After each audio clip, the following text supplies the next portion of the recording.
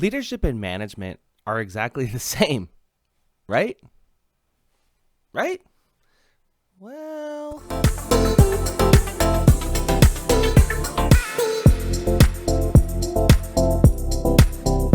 hello and welcome to Up Leadership, your resource for personal leadership development. A lot of people think that management and leadership are synonyms, right? They mean the same, don't they? I mean, sure, they have different dictionary meanings, but they're used the same in an organization, right? They're not any different, right?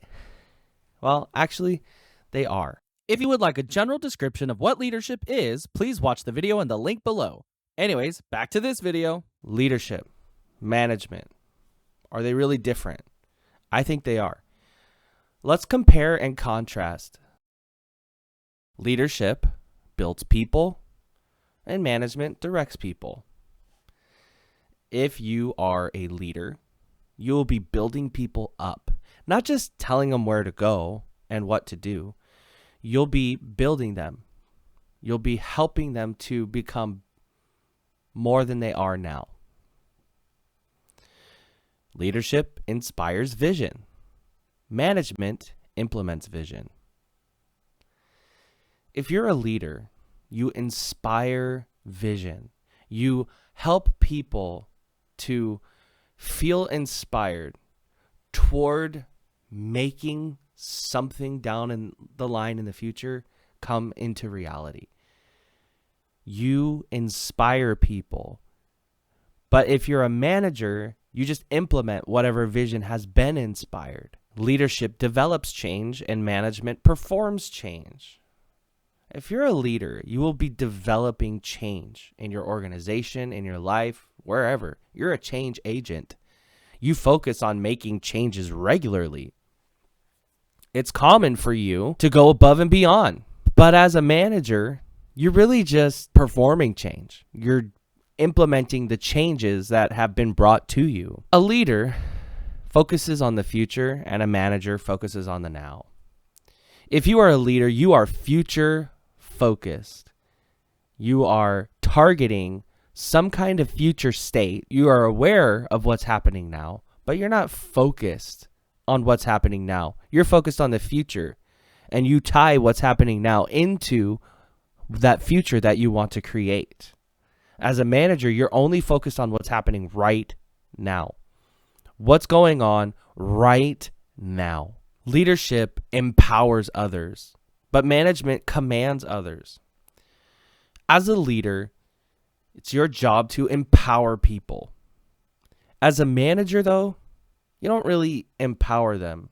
You don't inspire them to do more and grow and become more than they are. You just tell them, again, where to go, what to do, how to do it. If they don't do it, you try to control why they're not doing it. And if they're doing it wrong, you're trying to fix that so that they do it right.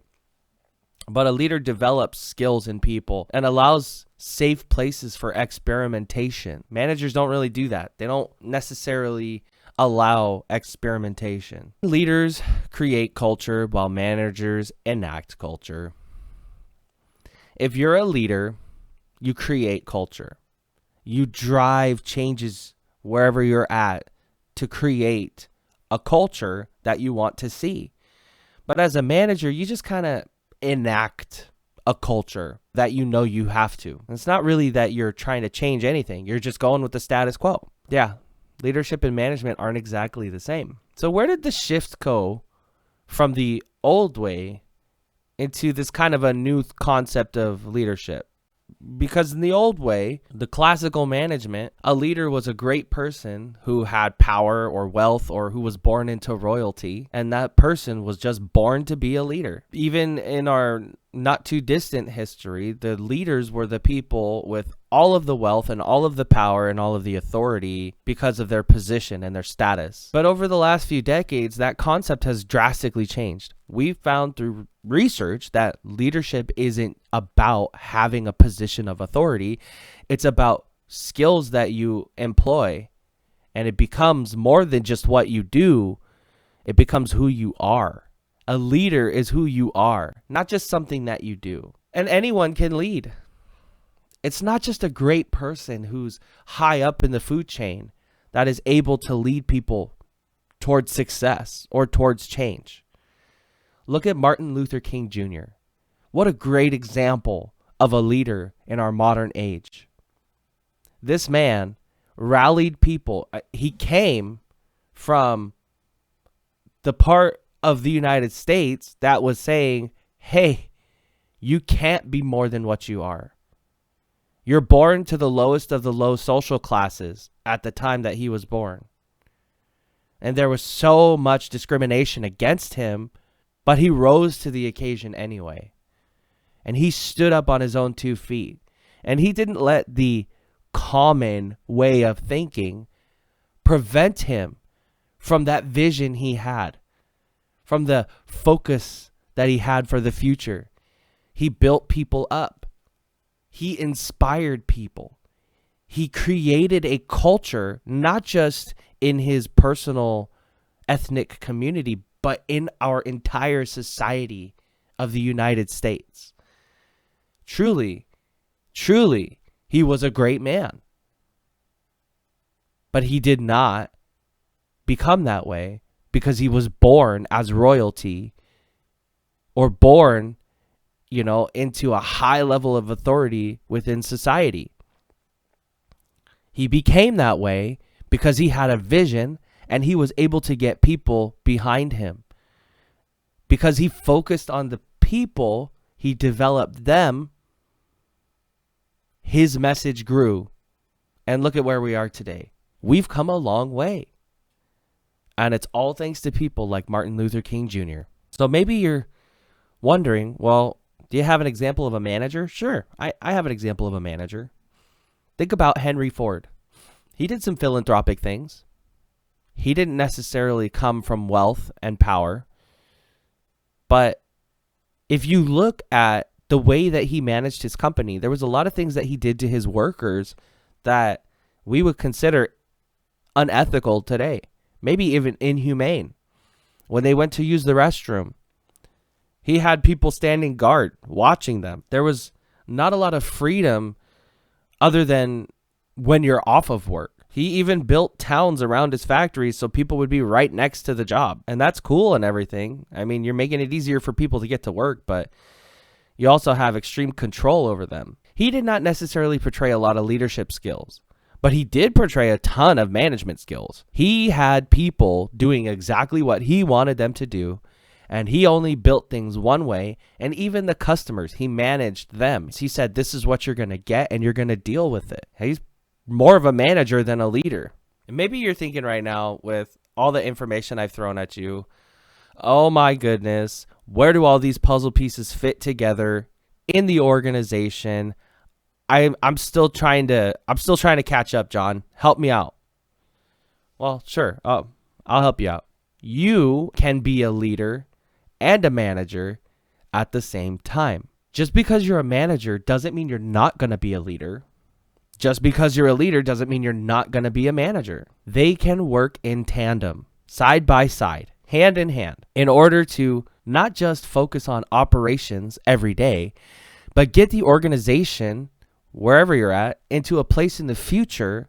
You can use both. In fact, if you are just a manager, you should develop leadership skills for this simple fact. As a manager, you have a lot to move around, a lot of pieces to fix and focus on and shift around. You don't always have a lot of time to get things done because there's always a fire you have to put out. If you're a leader, though, you won't necessarily be focused on putting out fires because you're future focused and you take time to develop your people.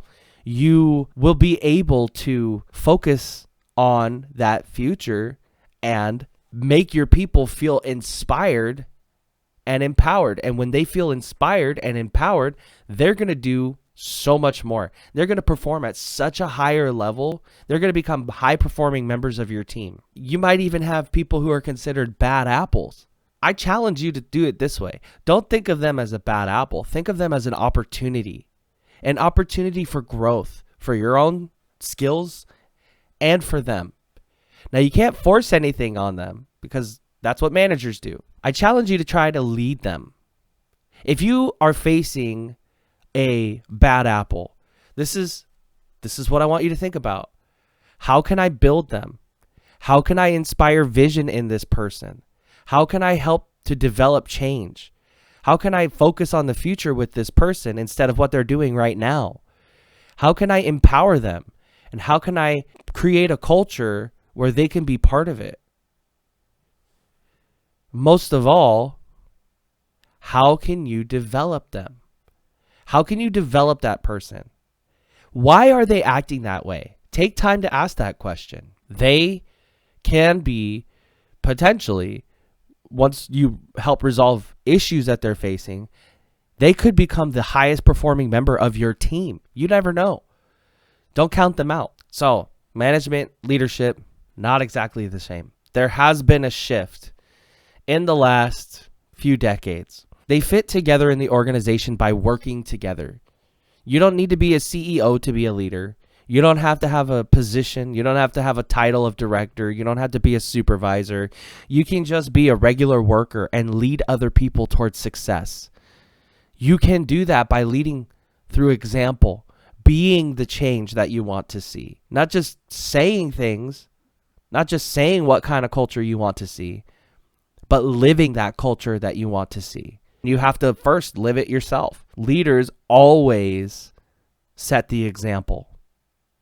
Always. Hopefully this video has helped you out in understanding the difference between management and leadership, at least on a base level. As we continue to go through our discussions, we will break this down even further, and you'll get more pieces to this puzzle. You'll get more understanding of leadership, and you'll get more understanding of how it fits with where you are and your organization.